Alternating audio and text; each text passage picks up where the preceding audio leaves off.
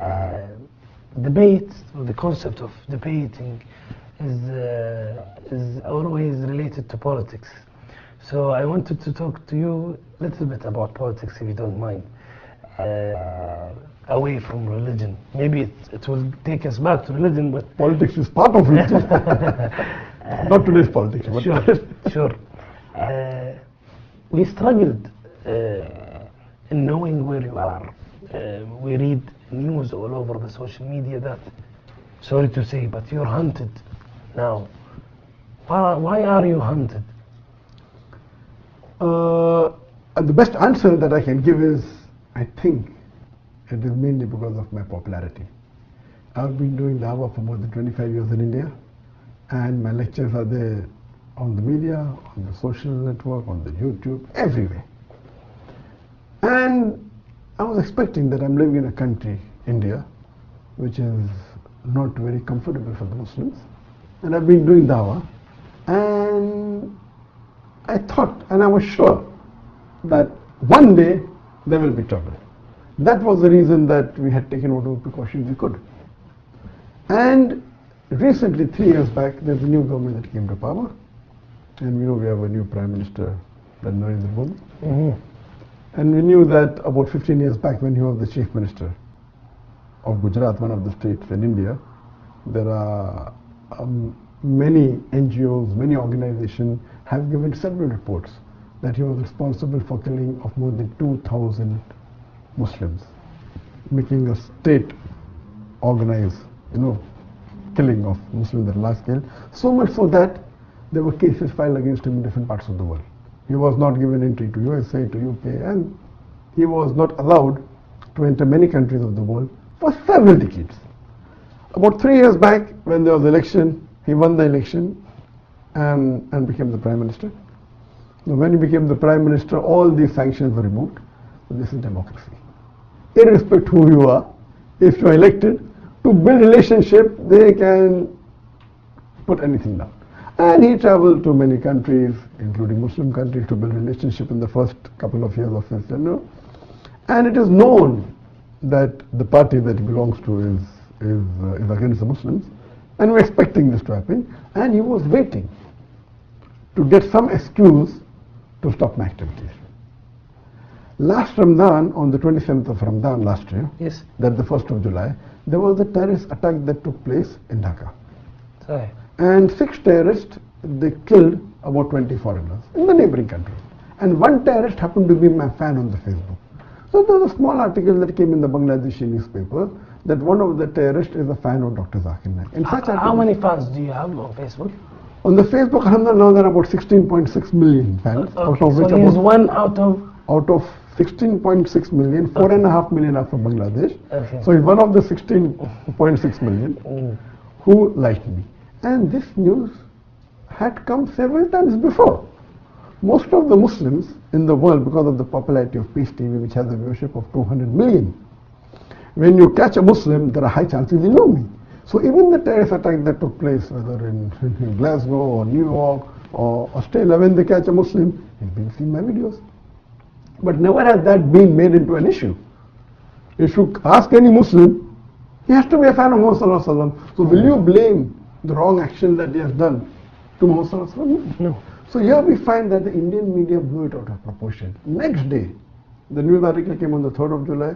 4th of July, almost all the newspapers, headlines, almost all the news channels, it was headlines that Dr. Zakir Naik inspired terrorists. And it was as though everything was planned. And day and night, I became Sudden. viral not only in the world, #1 trending, on the Twitter, on the Facebook.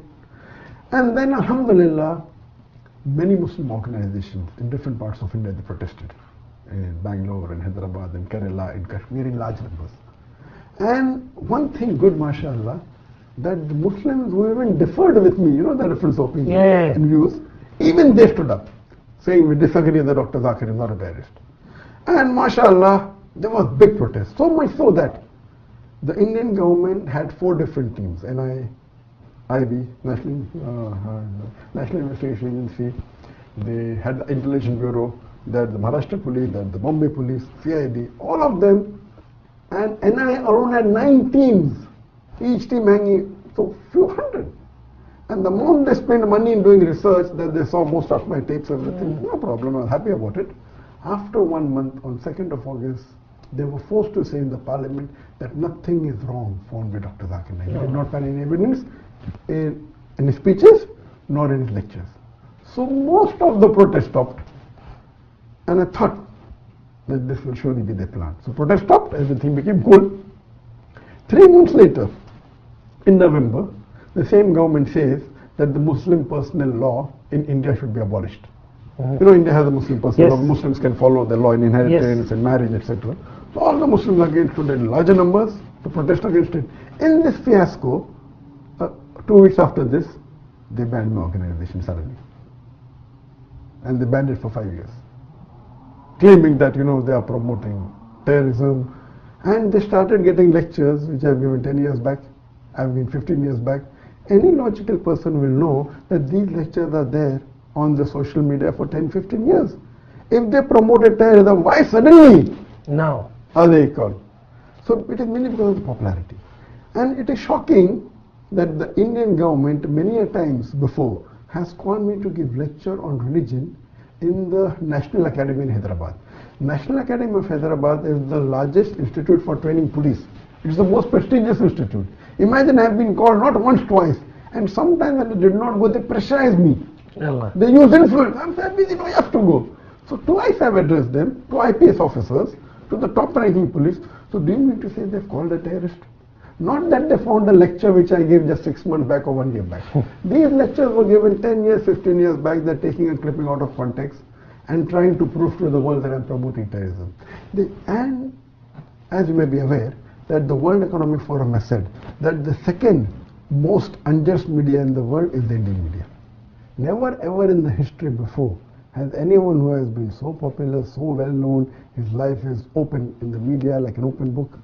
You know, we have Peace TV, mashallah, name is Peace, Kana Salam, having an English language, Urdu, Bangla, Chinese. The network has more than 200 million viewers. A person who's there on the social media for more than 15 years. I've been giving talks for more than 25 years. And Alhamdulillah, I've been awarded, though I don't think so, I deserve it, I've been awarded the most prestigious Islamic award in the world, that is the King Faisal Award for the service of Islam, which is equivalent to the Nobel Prize of Peace. It's the highest award. Alhamdulillah, I've been even given the second highest award, the Holy Quran Award, 4 years back. Then the Tokum Al-Hijri Award, that's from Malaysia, from Sharjah, from Gambia, from many countries. I've been the guest of heads of states of many countries, Muslim countries, non-Muslim countries, giving lectures in more than 40 countries. I've been invited.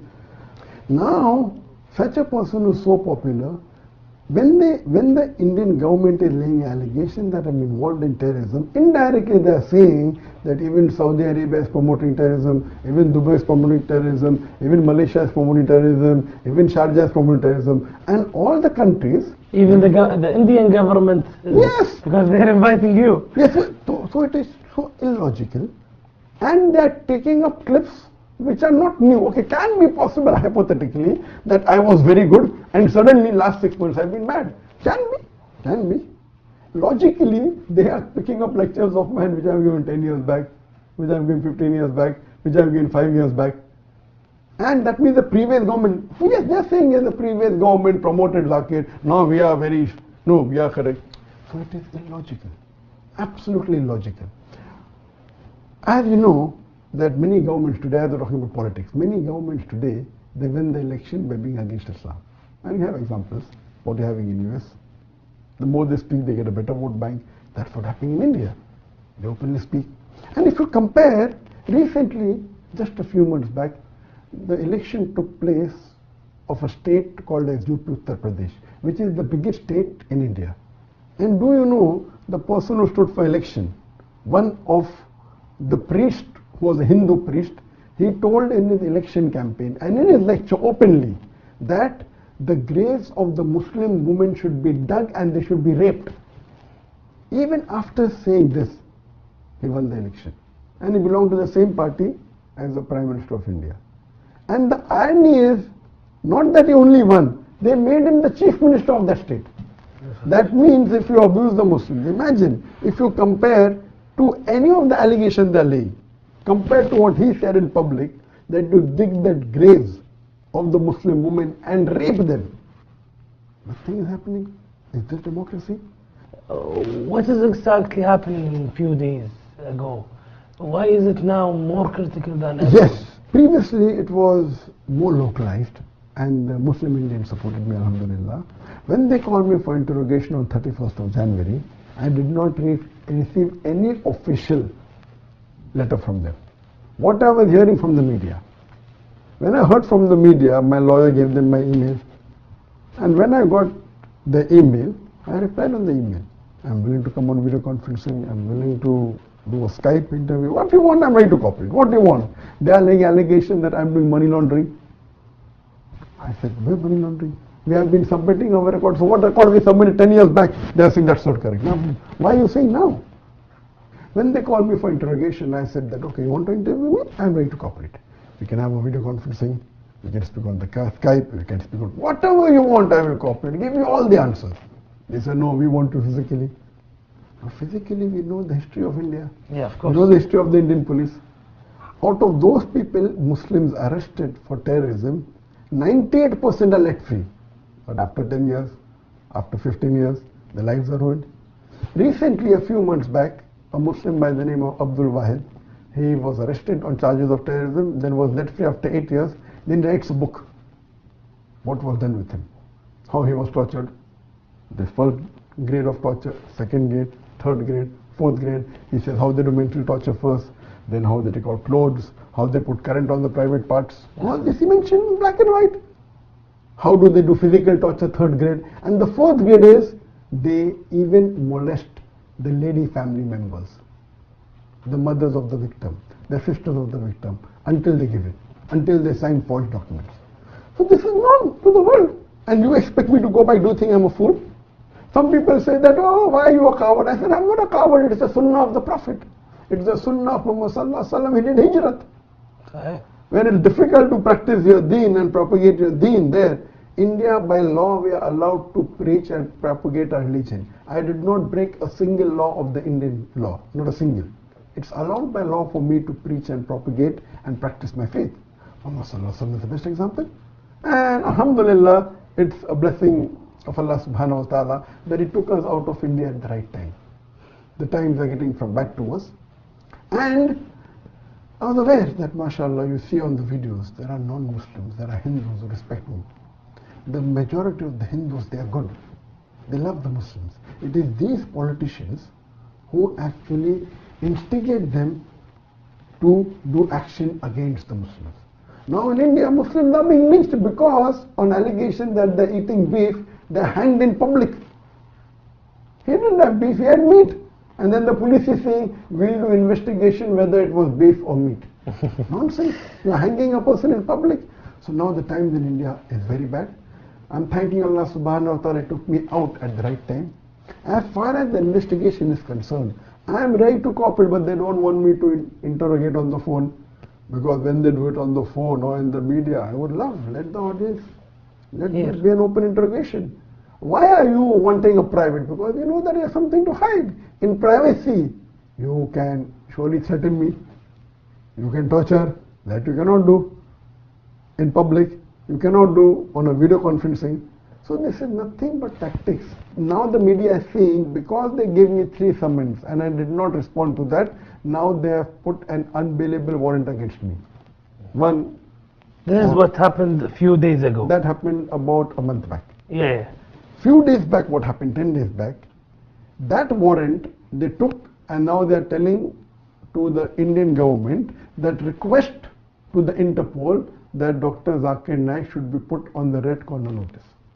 So now, 1 week back, the Indian government, according to the media reports, have sent a request to the Interpol saying that Dr. Zakir Naik is promoting terrorism, therefore he should be put on the red corner notice, and anywhere in the world, any country finds him, should arrest him and send him to India.